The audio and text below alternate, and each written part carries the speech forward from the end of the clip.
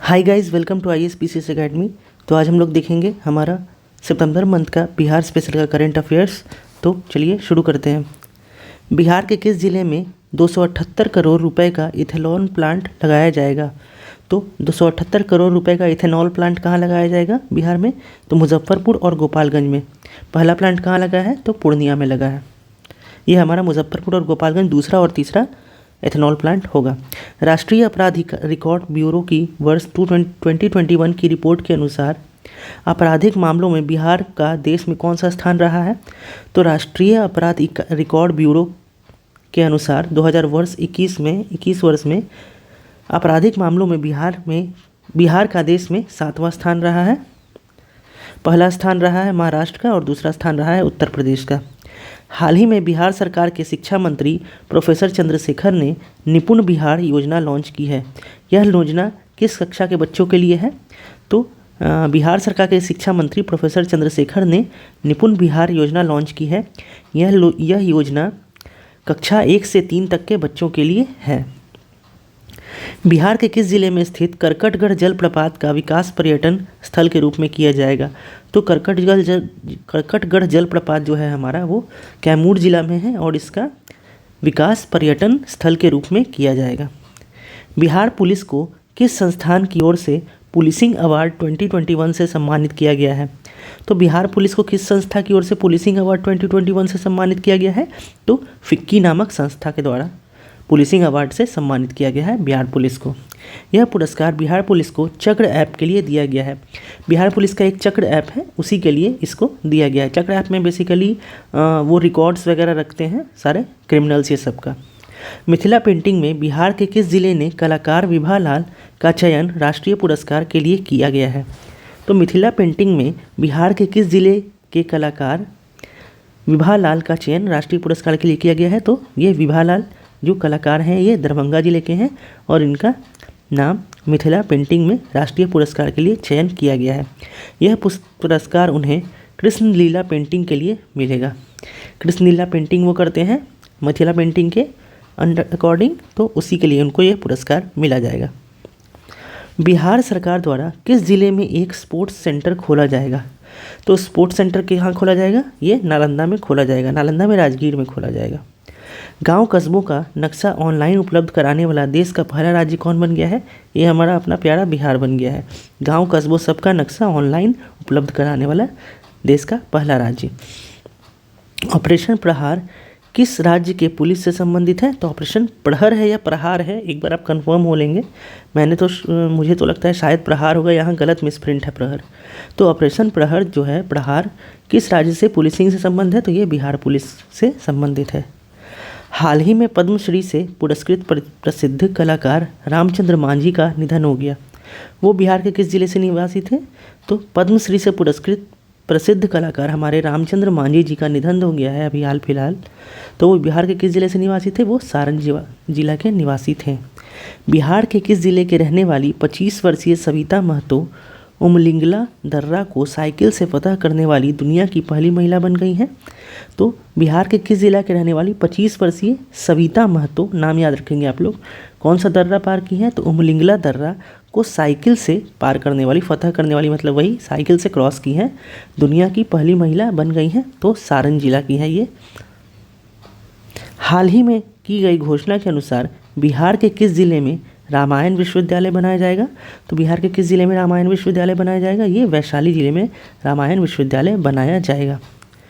नील गायों का शोध संस्थान की स्थापना बिहार के किस जिले में की जाएगी? तो नील गायों का शोध संस्थान बिहार में कहाँ बनेगा? तो ये बक्सर जिला में बनेगा, डुमरांव में। बिहार के किस जिले के नागदह स्थित गौ मंदिर में बिहार का पहला समृद्ध प्राकृतिक चिकित्सालय सहयोग केंद्र खुलेगा? तो बिहार के किस जिले में नागदह में स्थित गौ मंदिर में, बिहार के नागदह स्थित गौ मंदिर में बिहार का पहला समृद्ध प्राकृतिक चिकित्सालय सहयोग केंद्र बनेगा। ये कहाँ है? तो नागदह, ये बेगूसराय में है। 8 सितंबर 2022 को मुख्यमंत्री नीतीश कुमार ने कहाँ में देश के सबसे बड़े रबर डैम का लोकार्पण किया है? तो आप लोग ये डेट भी याद रखेंगे, डेट भी आपसे पूछा जा सकता है क्योंकि ये बिहार के कॉन्टेक्स्ट में बहुत ही न्यूज़ में रहा है, बहुत फेमस न्यूज़ रहा है। तो 8 सितंबर को कब किया गया, ये पूछा जा सकता है, तो आप लोग इसको ध्यान रखेंगे। तो ये हो गया आपका, हाँ कहाँ किया गया, तो गया में किया गया। और यह डैम फल्गु नदी पे बना है और इस डैम का नाम गयाजी डैम रखा, अच्छा लिखा ही हुआ है यहाँ पे, मुख्यमंत्री ने इस डैम का नाम गयाजी डैम रखा है। कुछ लोग तो ऐसा बोल रहे हैं कि वो गया का ही नाम बदल के गयाजी कर दिया गया है, तो ऐसा नहीं है, इस डैम का नाम गयाजी रखा गया है और ये 8 सितंबर को लोकार्पण किया गया था। CSS confirmatory assistant scheme mark पाने वाले देश की पहली डेयरी कौन बन गई है, तो CSS confirmatory assessment scheme mark पाने वाली देश की पहली डेयरी बन गई है हमारी नालंदा डेयरी। पटना के कंकड़बाग स्थित पाटलिपुत्रा खेल परिसर में आयोजित 33वीं पूर्वी क्षेत्र जूनियर एथलेटिक्स चैंपियनशिप में बिहार किस स्थान पर रहा है, तो पटना के कंकड़बाग स्थित पाटलिपुत्र खेल परिसर में जो आयोजित हुआ है 33वां पूर्वी क्षेत्र जूनियर एथलेटिक्स चैंपियनशिप में बिहार का दूसरा स्थान रहा है। टोटल इसमें कितने राज्य थे, तो 13 राज्य थे। नेक्स्ट, और पहला स्थान किसका रहा है, झारखंड का, दूसरा स्थान बिहार का रहा है और तीसरा स्थान पश्चिम बंगाल का रहा है। वर्तमान में राज्य के खेल प्राधिकरण के प्रमुख DG रविचंद्र शंकर है। तो वर्तमान में राज्य के खेल प्राधिकरण के प्रमुख कौन है, तो DG रविंद्रन शंकर है। राज्य के सभी जिलों में स्ट्रीट लाइट लगाने के लिए मुख्यमंत्री नीतीश कुमार ने 15 सितंबर 2022 को किस योजना की शुरुआत की है, तो स्ट्रीट लाइट लगाने के लिए किस योजना की शुरुआत की गई है, आपसे डायरेक्ट ऐसे पूछा जा सकता है, तो उसका नाम है मुख्यमंत्री ग्रामीण सोलर स्ट्रीट लाइट योजना।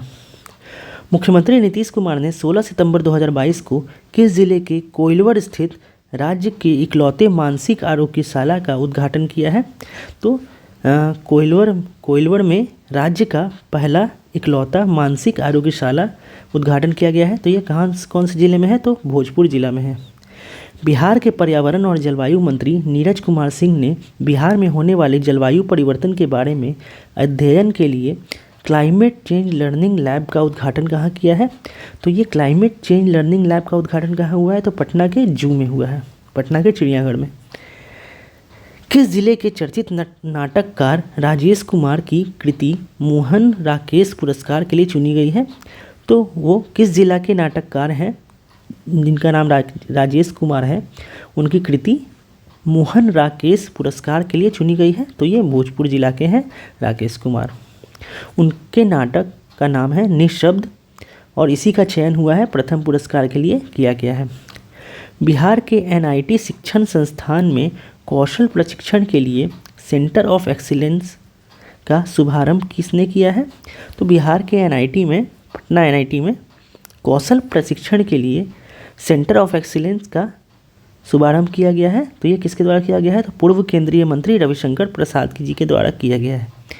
बिहार के किस जिले के जफर कमाली को वर्ष 2020 में प्रकाशित किस बाल कविता संग्रह के लिए उर्दू भाषा में बाल साहित्य पुरस्कार 2020 के लिए चुना गया है, तो बिहार के किस जिले के जफर कमाली को वर्ष 2020 में प्रकाशित किस बाल कविता संग्रह के लिए उर्दू भाषा में बाल साहित्य पुरस्कार 2020 के लिए चुना गया है, तो हौसलों की उड़ान, ये एक उनकी कविता संग्रह है, उर्दू भाषा में है, जो कि उसके लिए जफर कमाली को बाल साहित्य पुरस्कार के लिए चुना गया है।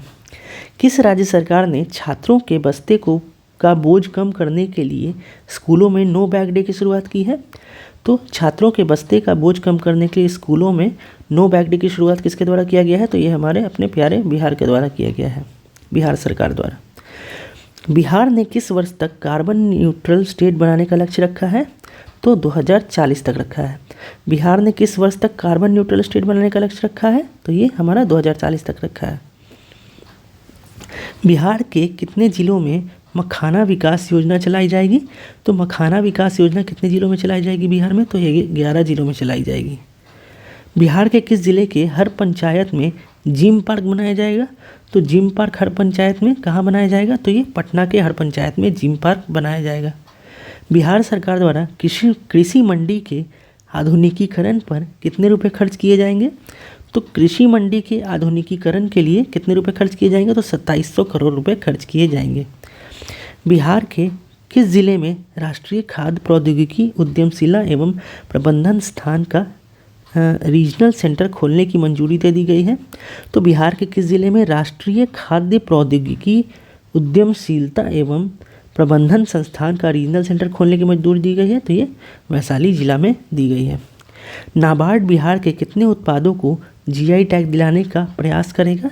तो नाबार्ड जो है बिहार का, ये बिहार के कितने उत्पादों को जीआई टैग दिलाने का प्रयास करेगा? तो ये 3 उत्पादों को जीआई टैग दिलाने का प्रयास करेगा, खुरमा को, तिलकुट को और बालूशाही को।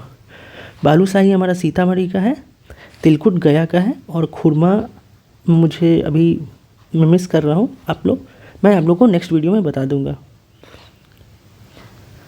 तो इसी के साथ हमारा सितंबर मंथ का करेंट अफेयर्स बिहार स्पेशल समाप्त होता है।